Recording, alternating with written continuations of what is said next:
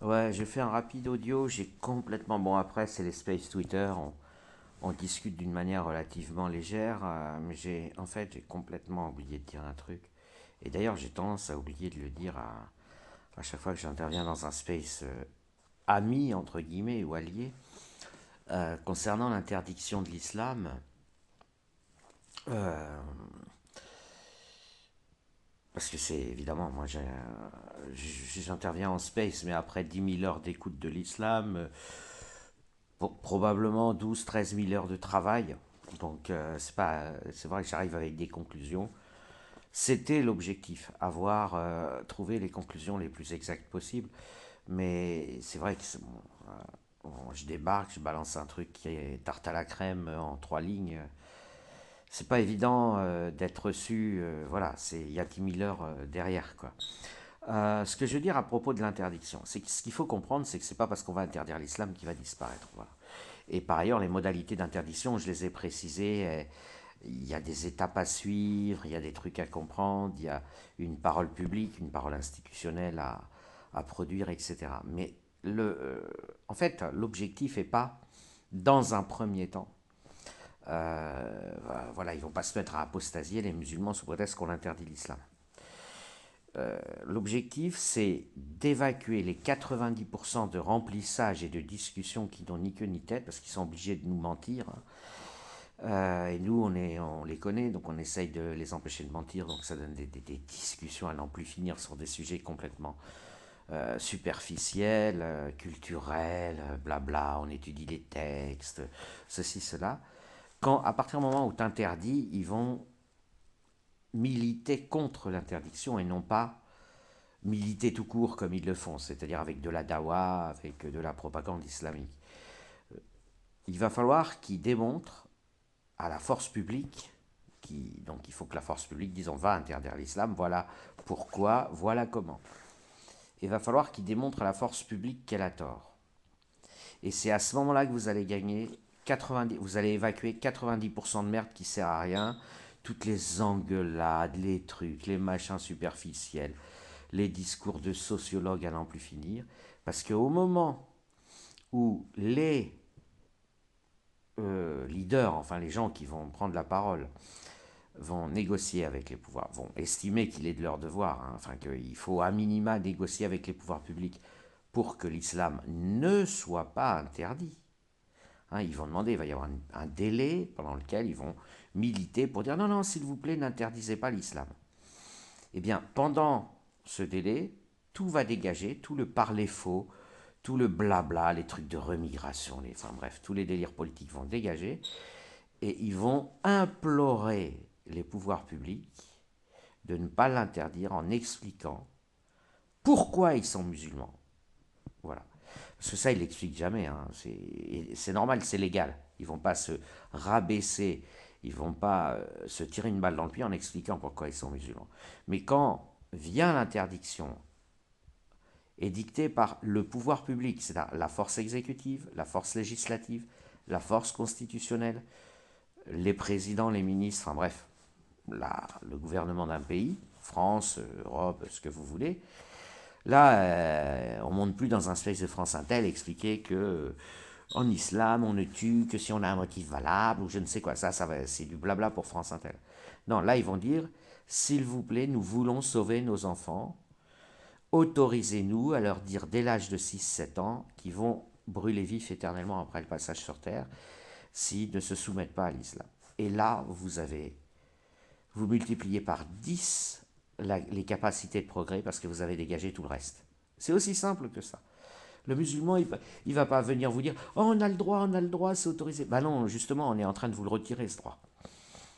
On a le droit, la Constitution nous autorise. Mais non, justement, on est en train de faire un référendum pour retirer l'article premier de la Constitution, et etc.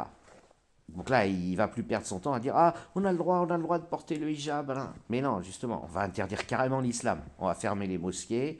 Et toute personne qui va y avoir des numéros verts, attention, toute personne qui vous parle du Coran, appelez le numéro, appelez la police, etc. Donc ils vont plus perdre leur temps à faire du blabla, du remplissage, des sophismes, de la rhétorique, Dire ah ouais, non, mais c'est une question de traduction, l'arabe n'est pas bien, nanana. Ils vont plus faire ça. Non, ils vont dire s'il vous plaît, on veut que ce soit autorisé, parce que là, vous êtes en train de nous envoyer tous en enfer. Et on va parler, on va discuter, mais on sera assis à une table, et on va parler des vrais trucs. Voilà, ça prend, au lieu de passer 50 heures à discuter, on va discuter 1 heure. Hier, je vais remettre l'extrait d'ailleurs, je ne sais plus où il est. Et encore une fois, je ne dis pas qu'à l'issue de ces discussions, l'islam sera interdit, mais on aura avancé. Et puis le peuple sera au courant. Parce qu'il dira, ah, j'ai affaire à des mecs qui viennent m'expliquer pourquoi ils sont captifs dans l'islam. Et donc vous n'aurez pas des commissions de psychiatres experts, vous aurez tout le pays qui sera devenu un expert. Parce que tout le pays va dire, attends, viens voir voisin, viens voir. Tu peux me raconter pourquoi tu sors pas de l'islam, pourquoi tu tiens à ce que ce soit autorisé. Voisin, il va pas venir dire ouais c'est un droit, gna gna. Ben non, justement, on est un pays, on est dans le projet que ce droit il va plus exister. Alors tu peux m'expliquer pourquoi tu te bats pour l'avoir? Ouais, c'est mon droit d'être musulman. Mais non, on va te le retirer ce droit. Alors explique-moi. Ben je veux pas aller en enfer. Sache mécréant, sache voisin français. Moi je suis ton voisin musulman. Je te promets, on va en enfer si on n'est pas musulman. Et toi tu vas finir en enfer. Et la discussion va être possible. On va parler des vrais trucs. Voilà, c'est tout. Ce ne sera plus question de blabla identitaire, culturel ou quoi que ce soit. Non, ils vont implorer. Ils vont dire, d'ailleurs, dans un premier temps, ils vont implorer, après, ils vont faire le djihad. Mais ils ne seront pas 10 millions à faire le djihad, ils seront aux alentours de 300 000. Et probablement plus proche de 100 000, voire 50 000. Mais pas plus de 300 000. Ça, j'ai pu établir que ce ne serait pas plus de 300 000 djihadistes qui feraient le djihad. Tous les autres, ils vont s'écraser, soit faire leur hijra, soit dire bon bah je respecte les lois de mon pays, l'islam interdit, je ne suis pas dans le péché. C'est-à-dire qu'ils vont dire ouais, merci d'interdire l'islam, merci du fond du cœur d'interdire l'islam, je ne suis plus dans le péché en ne le pratiquant pas, car mon pays l'interdit, le pays où j'habite l'interdit. Et vous avez une grande masse de musulmans qui disent on doit respecter les lois du pays.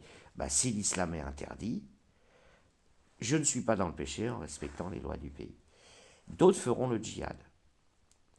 Mais on sera plus une petite bande d'apostats et de lanceurs d'alerte qui travaillent dur et bénévolement. Alors vous aurez tout un pays qui prendra en charge la discussion avec l'ennemi de l'intérieur, mais qui est en réalité un ennemi, c'est plus qu'un ennemi, il est ennemi de lui-même en quelque sorte, le musulman. En lui disant, mais tu crois vraiment que tu vas aller en enfer, mec? Mais tu crois vraiment ça? Ouais, on va plus discuter. Ah ouais, le hijab est un droit, pudeur, je sais pas quoi. Tout ça, ce sera fini. On va parler des vrais trucs. On parlerait au conditionnel des vrais trucs. Voilà, c'est-à-dire que j'ai en tête, quand je fais ces propositions-là, pas seulement le projet d'interdire, mais le fait que même un référendum perdu fait gagner des choses. Admettons qu'il y ait 40% de oui pour l'interdiction, 60% de non. À mon avis, un référendum, on le gagnerait. Mais parce que les gens en ont vraiment plein les couilles, mais plein le cul de l'islam. Et avec toute la propagande sur les réseaux, les gamins qui se font attraper et tout, c'est horrible. C'est un cauchemar, cette présence de l'islam.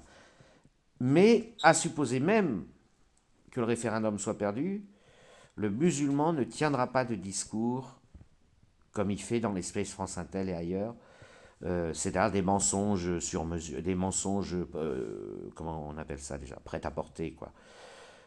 Parce qu'il ne sera pas en position de force. Il faudra qu'il implore le pays où il habite de ne pas interdire l'islam. Et là, il donnera la vraie raison. Écoutez, excusez-moi, mais moi, je donne la priorité à ne pas aller en enfer et vraiment, j'arrive pas à me débarrasser de cette peur. Et il se fera soigner. Il s'en rendra pas compte, mais il sera soigné par le débat, bien sûr, partiellement. Mais au lieu d'avoir quelques psychiatres et quelques psychanalystes, il y aura tout le pays qui sera son psychiatre. Bon, j'ai pas. C'est le soir, c'est la nuit même, c'est la nuit. Je développe pas plus longtemps parce que je referai une vidéo plus élaborée avec plus d'arguments. Mais voilà, ça j'ai complètement oublié de le dire. L'objectif de l'interdiction, c'est pas seulement de l'effectuer, mais c'est de l'annoncer et de progresser.